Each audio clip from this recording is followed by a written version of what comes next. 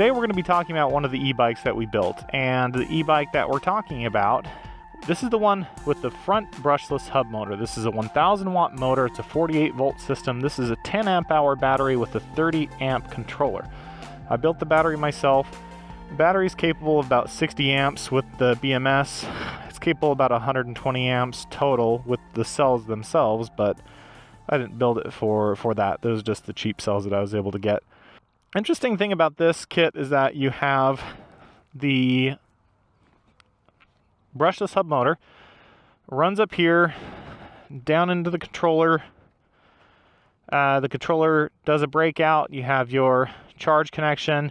You have your pedal cadence sensor, which I disconnected, and then we have our throttle.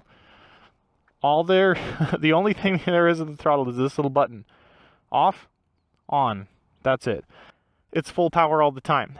So if you have the pedal sensors connected and you're doing a slow turn and you're pedaling, then it's going to kick into full power and it's going to spin the front wheel, which is not super great. So I just disconnected that. It's going to be throttle only, and the throttle only works pretty well.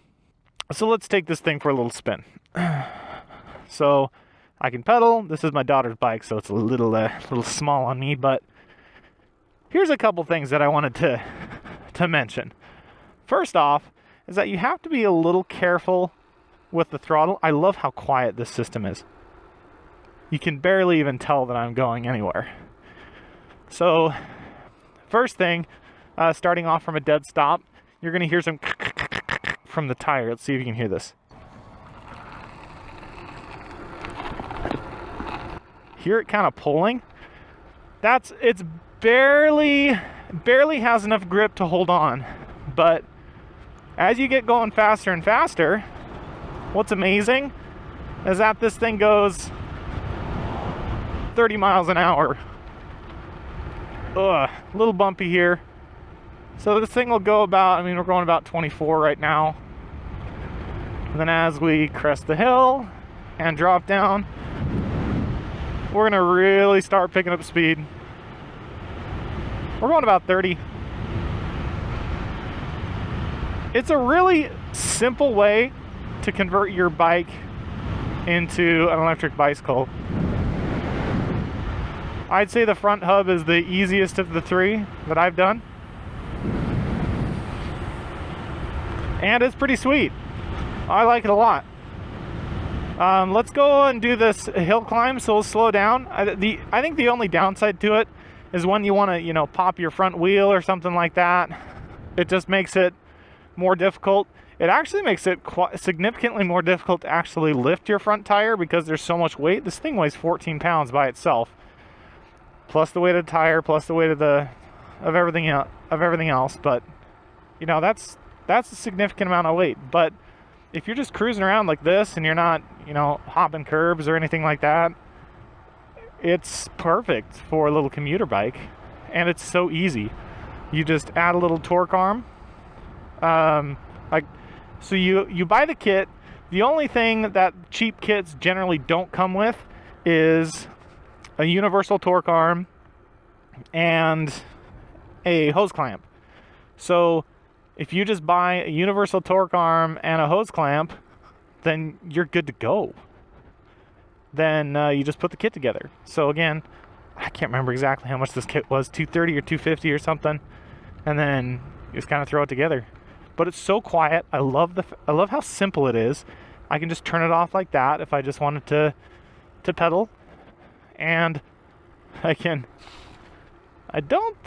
thing didn't say it was waterproof. I'm sure it's water resistant, and the controller's sitting in the bag back there. But that's completely disconnected. I love how well this bike rolls. It's such a great configuration. And then when you want a little power, you just do that, and then boom. There's no powering it up. There's no booting up. It's literally an on-off switch. It's so cool. And it turns it into this little moped, motorcycle style feeling, but it still feels very much like a bicycle. It's pretty stealthy. I'm really happy with this build on how it turned out. So when you're a lighter rider, I'm a little heavier. I weigh a couple hundred pounds. So when you're a lighter rider, this thing gets going really fast, really fast. So my little daughter Bree was riding this thing, and she got going 28 miles an hour so incredibly quick. Like me, it takes a minute to spool up. You know, now I'm going about top speed.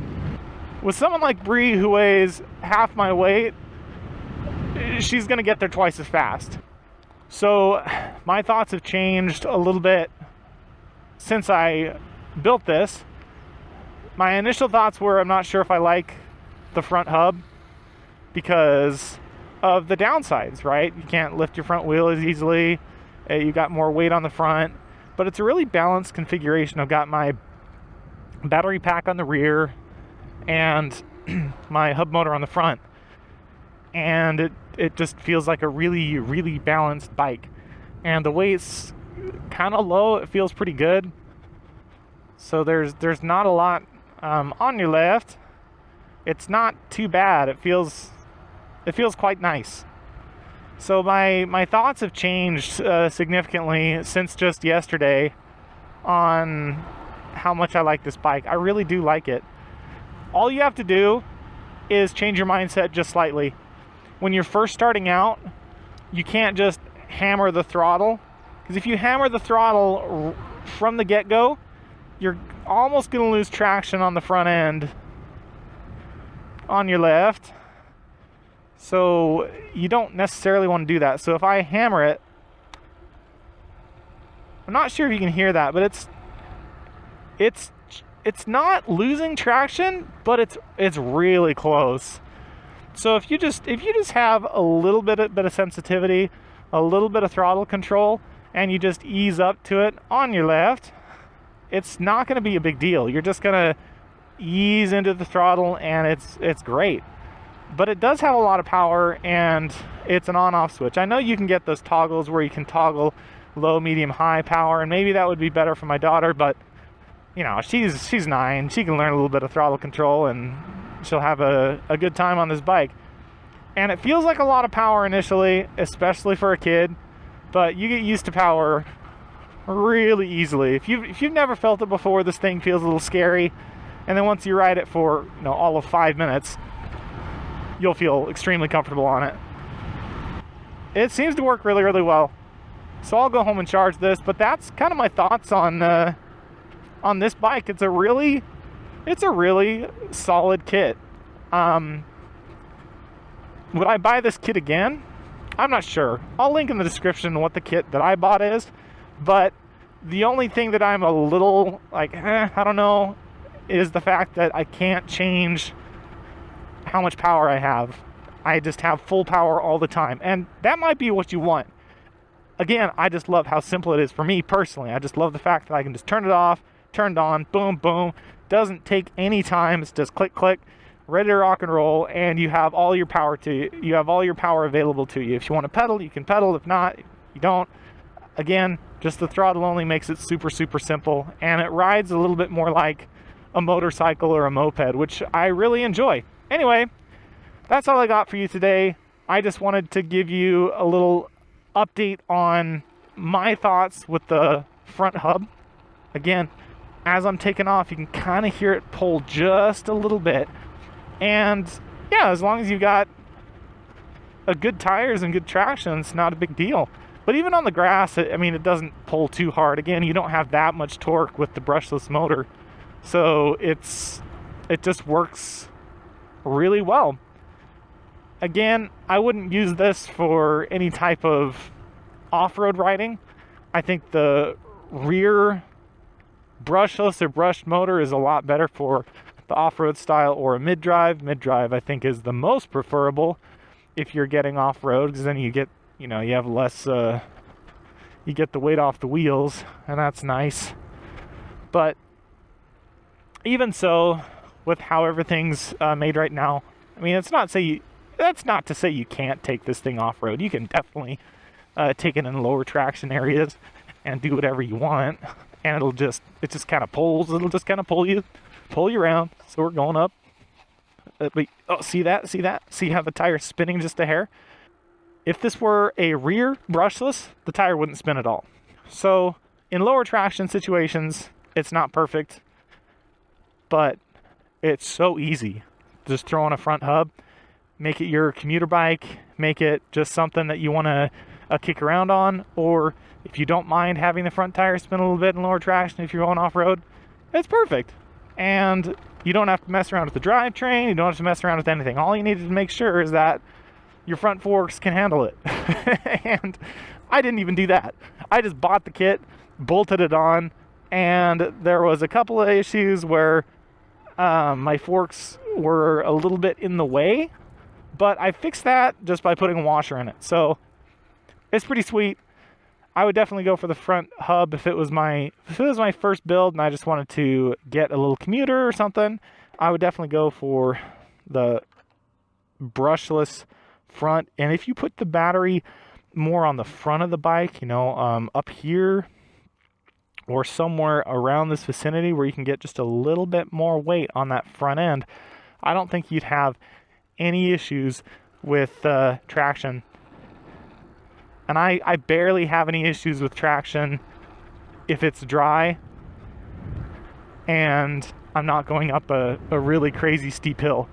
If you're looking to purchase or build your own e-bike, hopefully this gives you a little bit of perspective and really on what this kit can do. All right, listen to this as I accelerate up the hill.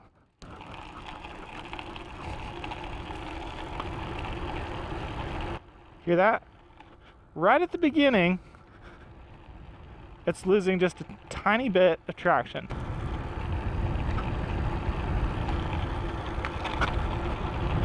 And every time I hit a bump,